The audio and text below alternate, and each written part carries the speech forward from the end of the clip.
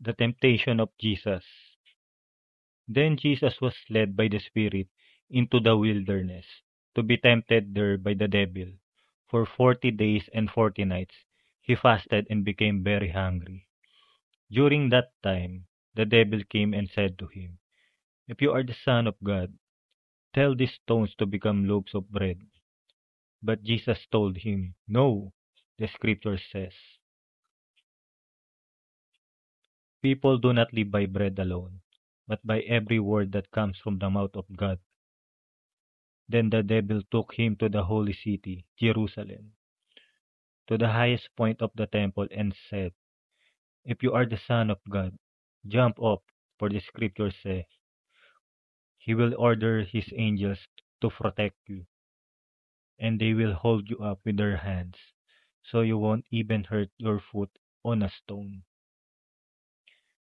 Jesus responded, "The scriptures also say, you must not test the Lord your God."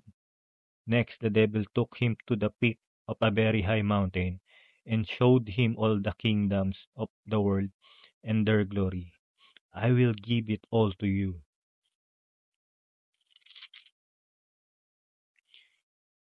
he said, "if you will kneel down and worship me."